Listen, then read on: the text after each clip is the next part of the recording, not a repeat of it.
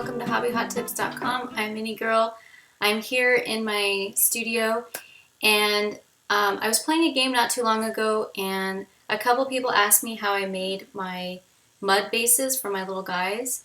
So I figured, hey, I'll do a tutorial on it. So in honor of that, I'm wearing brown today.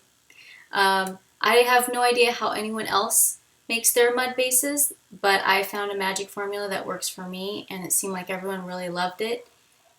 Here's my secret. So first up, I mixed some milliput, yellow and gray, and stole a little Lego wheel from a small child. He did not know, so it's okay. And then just go ahead and stick that down. That's my cork I like to keep my bases on when I'm painting. And I use a coffee stirrer to kind of just hold it down. Now I'm painting it with Umbral Umber by Privateer Press. Get a little bit of my special spackle in a cup with my coffee stirrer, some white glue.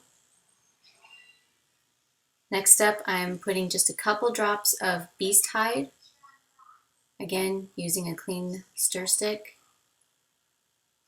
and I use just a little bit of that.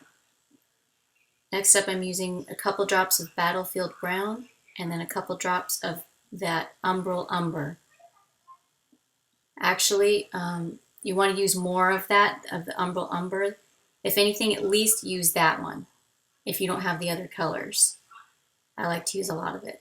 And then mix that concoction all up. And that's part of the secret of using the paints, is because it helps make the consistency, mixing the paints with the plaster. Now I'm adding sand, as you can see, and you can kind of eyeball it as you go so you get the perfect texture that you like. I ended up adding a little bit more sand, so it was the consistency of this, and that's the perfect mud. Next, I'm putting it on the base, and I'm kind of just tapping it on there, up and down, to give it that muddy look, and I'm being very careful around the treads. Now notice how my mud is lighter than my treads. That's okay. It's because it's still wet. When it dries, that mud will darken around the treads. Depending on what colors you use, you can always just paint over it with the Umbral Umber.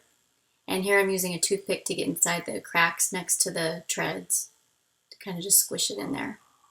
Then I'm cleaning it up with a makeup Q-tip. They're pointed, so they work really well. I just dip it in water and clean up my edges while it's still wet, so it doesn't dry like that. It makes it harder to get off. After a few minutes of letting it dry, because it dries pretty quick, I put some super glue and I added a couple rocks and a little bush. And you can leave it just like that. You could be done. But to take it a step further, if you want, you can add the Ardcoat at the very end. But first I'm going to highlight it, and I just dry brush it. I just get my paintbrush dry, dip it in the Gun Corpse Brown, get my paper towel, make X's so that you get all the paint off the brush, and just lightly wisp over the high points of the mud. And that really brings out the texture of the mud and makes it more realistic looking. And this is a hot tip. This is kind of the secret of the sauce. Now I'm using the Ardcoat, as you can see.